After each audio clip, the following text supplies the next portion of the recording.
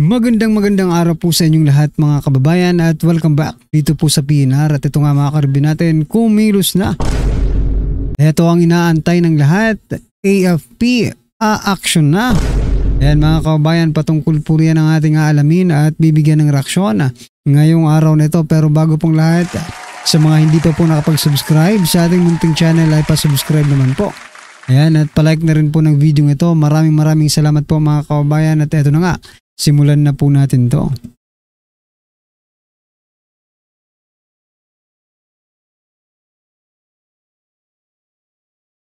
So yan mga kababayan, bago po natin muling i-play ang video ito, pasadahan po muna natin ang mga nagte-trending na mga balita dito po sa mundo ng social media at unahin na nga po natin ito. Nako, ito po ang balita mga kababayan mula po sa ABS-CBN News. AFP backs anti-corruption drive but warns soldier versus political bias. The Armed Forces of the Philippines said support the anti-corruption drive but reminded soldiers to remain professional amid growing massive rallies on September 21. Ayan mga kababayan, sinusuportahan po, no?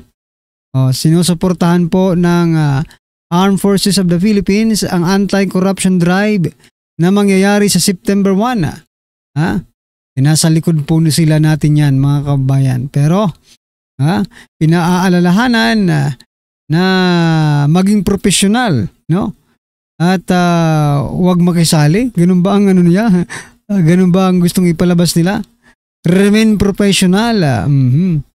Kasi di ba, mga tao lang yan eh. Yung mga sundalong yan, mga tao lang din po yan. Baka kasi madala sila sa bugso ng kanilang damdamin, no? At makalimutang sundalo sila. Pero di ba ang mga sundalo ay para sa mga mamamayan? Diba? So, anti-corruption drive lang naman ito. Hindi naman po ito people power na pagtanggal, no? Kay PBBM, iba rin yun, mga kababayan. Malay mo, diretso na ito, di ba? Tapos bigla na lang kumampi lahat ng armed forces sa ating mga kababayan, no, na nandyan sa September 21. Di napakaganda po ng magiging resulta niyan, di ba? Napakaganda po ng magiging ng kalalabasan niyan, di ba? Baka magkaroon tayo ng pero alanganin na, no? Sa bagay kung 3 taon pa, di ba? Kung 3 taon pa tapos ganito ng ganitong mangyayari, palaki ng utang, tapos yung korupsyon ay palawak yung korupsyon, di ba? Ay mas maganda mag-resign na lang or i-impeach na lang mga kababayan. Di ba? Anyway, ano po ang inyong masasabi dyan mga kababayan? I-comment nyo na lang po. At eto, pasadahan din po ito nating si Jose Claire Castro, no? Sabi niya po dito, maliban po sa naging pagbabanta dati ni BP Sara sa buhay ng Pangulo, wala pong direct threat sa buhay ni Pres Marcos. Yan tiniyak ni Palace Press Officer Jose Claire Castro na walang banta sa buhay ni President Bongbong Marcos Jr. ayon na rin yan sa National Security Council. Nako po, talagang Duterte lang talagang gusto nyong sisihin dito. Sabi nga ng mga kababayan natin dito, talagang lahat na lang ng issue gusto mo isabit ang mga Duterte. Relax ka lang dyan, di lahat ng panahon naaayon sa'yo, Castro. Di habang buhay andyan ka. Isipin mo na lang ilang taon na lang termino ng prinoprotektahan mo. Oo nga no? Talagang naka-mighty band na ata ang dila ni Claire sa pangalan ng Duterte. Baka, no? Hintayin niya antayin niya kamay ng taong bayan na binudol niya at inilibing sa baha. Matikman niya ang hinahanap ng PI siya. Hindi pagbabanta yung pahayag ni Vice President. Nako. Ganun po ba, Ante Claire? Try nyo display BBM sa Luneta. Hagisan siya ng mabangong petals ng roses ng mga galit sa magnanakaw na politiko ng mga taxpayers. Oo nga eh. Sige, subukan nyo. Kaya kampante silang magnakaw dahil walang gagawa ng gulo gaya ng Nepal. Pero teka lang ito pong comment ni John Denver Gordiones. Kaya sabi niya, kaya kampante silang magnakaw dahil walang gagawa ng gulo gaya ng Nepal. Wag ka pong pakakasiguro. Diba? Kasi may nagko-comment din dito na antayin nyo lang na talagang sumabog ang damdamin ng taong bayan. Baka magaya daw kayo sa Nepal at Indonesia. Di ba? O paano na kaya si Auntie Claire kapag nagaya sa Nepal at Indonesia si President Bongbong Marcos Jr.? Nako po. Anyway, ano pong inyong masasabi dyan mga kabayan? I-comment nyo na lang. At eto naman, Senator Amy Marcos inaya sa mayorya. Sabi ni Senator Amy Marcos, inanyayahan siya sa mayorya, sa majority ng Senado kapalit ng pananatili sa kanyang chairmanship ng Foreign Relations Committee. Pero hindi po siya napunta sa mayorya. Napunta po siya sa minority mga kababayan. Ibig sabihin, hindi niya po tinanggap yung invitation sa kanya na maging kaisa sa majority block diyan po sa Senado. Ano pong inyong masasabi diyan mga kababayan? I-comment nyo na lang din po. At ito, last po natin pag-uusapan. Ito si Representative Kiko Barzaga. Sabi naman po dito ni Representative Ferreira, hindi gagawin ito ng ordinaryo congressman Sinagot po siya ni Representative Barzaga. Ano ba ang gagawin ng ordinary congressman? Nagnanakaw? Nako. Nagbigay ng reaksyon si 4th District Representative Kiko Barzaga matapos punahin ni Cavite 6th District Representative ang kanyang mga naging kilos sa gitna ng ethics complaint na isinampa laban sa kanya. Ayon kay Ferreira, hindi gagawin ito ng ordinary congressman. Pero eto naman po ang sagot sa kanya ni Barzaga. Tanong po ang sagot sa kanya. Ano ba ang gagawin ng ordinary congressman? Nagnanakaw. Ay baka nagnanakaw po itong si Representative Ferrer ng 6th District ng Cavite. Di ba? Kasi kung alam mo nang mali pala ang leadership, alam mo nang magnanakaw ang leadership. Okay? Ano pa ba? Mapagsamantala ang leadership ni Speaker Martin Romualdez. Baka hindi po magnanakaw yung iba nagbubulag-bulagan na lang, di ba? Yung mga ordinaryong congressman nagbubulag-bulagan, nagbibingi-bingihan. At ayon pa nga dito kay Kiko Barzaga, nagnanakaw. Yan tanong po yan mga kababayan. Anyway, ano pong inyong masasabi dyan mga karibin natin? I-comment nyo na lang po. At eto, pasadahan na po natin itong si Coach Oli. Pakinggan po natin to. Sabi po dito, lagot na, malaking gulo to. Military sumabog sa galit. Pumalas Palasyo, Kongreso. Eto mga kabayan. Pulis at sundalo, binasag na ang katahimikan. Yan ang inaantay ng maraming Pilipino. Okay, malapit na ang katapusan ng sindikatong Ghost Project. Atin yung uniform men natin, galit na. Ito yung sinasabi ni PRRD noon Hanggat hindi po gagalaw mga sundalo at mga pulis, walang mangyayari. Sabi, Dear Speaker Romualdez, we, the undersigned AFP and PNP, retired officers, UP vanguards, and concerned Filipino citizens and taxpayers demand that you immediately resign as Congressman of the 1st District of Leyte. Mag-resign ka bilang Speaker of the House because of the following reasons. So pinagre-resign siya bilang Congressman at bilang Speaker. Ano ang dahilan? Ito po ang sabi nila. With 15.589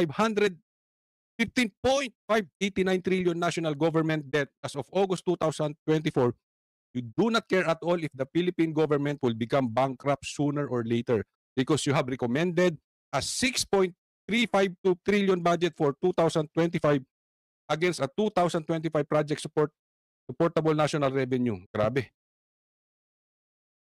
Wala siyang pakialam. Obviously, summary niyan, wala siyang pakialam kung magkautang-utang tayo. According sa mga PNP at AFP, mga kapulisan, mga sundalo, kahit na po magkautang-utang tayo, kahit na masaid na po ang dugo natin, kahit maubos ang pera ng taong bayan, wala siyang pake. Kasi nakapagsubi na yan. Diba? Kung susundan natin itong sinabi ng mga pulis natin, talagang matindi talaga ito. Pangalawa, you squandered 26.7 billion from the AKAP of DSWD on fake people's initiative to unnecessarily change the Philippine Constitution. Yung PI na yan.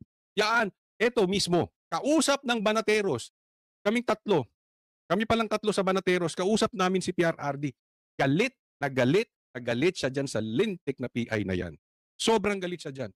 Alam niya, merong plano, dahil ito itong si Tambi, hindi kayang manalo as president. Hindi niya kayang manalo ng patas. Diba? Ayaw niya ng kalaban. Kaya pinilit niya yung PI na yan. Nagbibigay ng pera. Anong nangyari? Pera pa ng taong bayan. Ang ginagamit ay AKAP. Pangatlo, you failed to safeguard our taxes against corruption that eats about 20% of our annual budget. Briefly, the 2025 national budget would be less than the 2024 national budget if there were no corruption in the government. Alam nyo, itong corruption na yan, talaga pong ang pinakamalaking problema ng bansang Pilipinas. Kasi kung tutuusin, may pera tayo eh. Ang laki ng nakukurap nila. Could you just imagine kung hindi nakukurap ang pera natin? Yung mga ibang namatay, posibleng buhay pa ngayon. Yung ibang walang trabaho, may trabaho ngayon. Yung mga naghihirap na Pilipino, mayaman ngayon. Bakit? We have the money. May pera tayo. Kaya lang inuubos ng mga lintik ng mga politiko. Isa na po ito.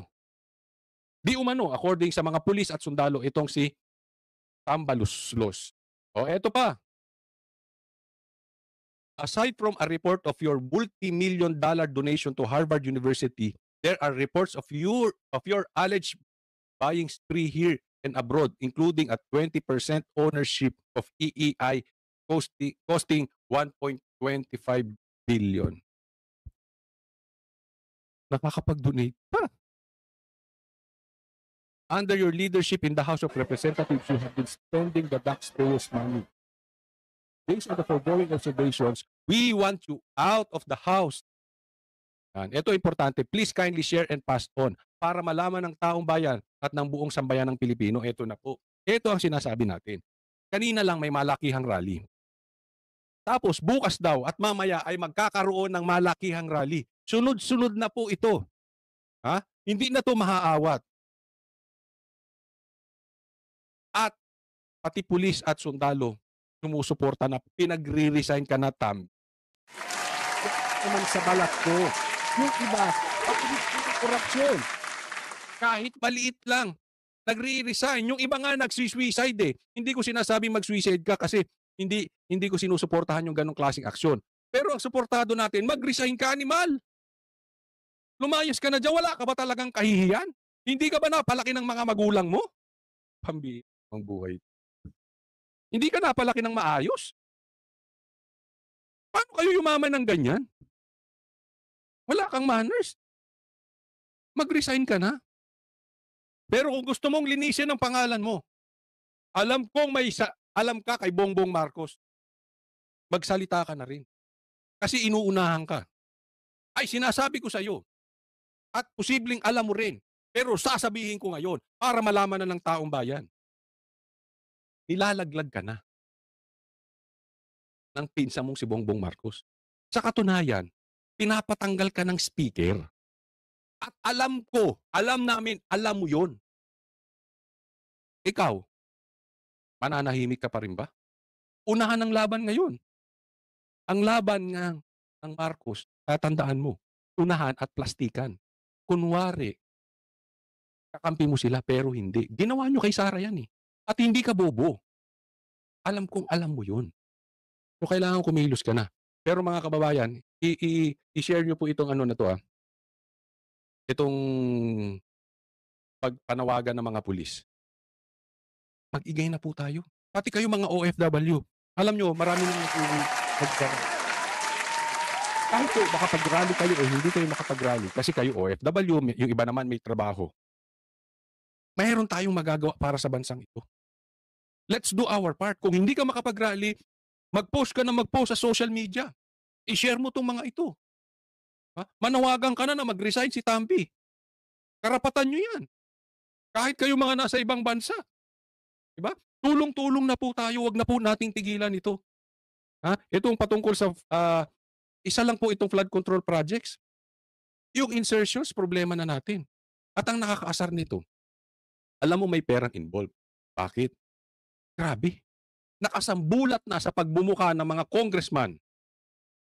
Si Tambi at si Saldi magkasabwat at may korupsyong nagaganap. Di umano. Pero pinagtatanggol pa rin. You know that there is money in. Ang hirap tibagin. Pansinin nyo. Ngayon lang nangyari sa balat ng Pilipinas, sa history ng Pilipinas, na ganyang kahirap tanggalin ang isang may anomalyang ganyang kalaki. Parehas record yun. Ipinagtatanggol pa nga mga kababayan no? Imbis na gumawa ng resolusyon para tanggalin itong si speaker, itong mga congressman pinagtatanggol pa. Anong meron po, di ba? Anong meron po dito kay Speaker Martin Romualdez kahit harap-harapan na, nandyan na po, nandyan na po yung mga ebidensya. Mayroon na pong mga mayroon na pong mga tumahol, hindi. Meron na pong mga nagsabi, yan, na siya ay involved. Diyan po sa flood control projects, anomalies na yan. Pero pilit pa rin po nilang ginagawang mabuti. Na leader daw itong si Speaker Martin Romualdez. Anong mabuti dyan? Meron niyang korupsyon na nangyayari, mabuti pa rin ba yan? Kung ganyan po ang standard ninyo ng pagiging mabuti, kailangan ay isang korap pa lang maging ang mabuti, mag-resign na lang din po kayong lahat, kayong mga kumakampi, kayong mga nagtatanggol dyan kay Romualdez, di ba? Anyway mga kaubayan, ano po ang inyong opinion, reaksyon patungkol po sa video ito ay comment nyo na lang po sa baba. Maraming salamat po. Please don't forget to like the video. Maraming salamat po.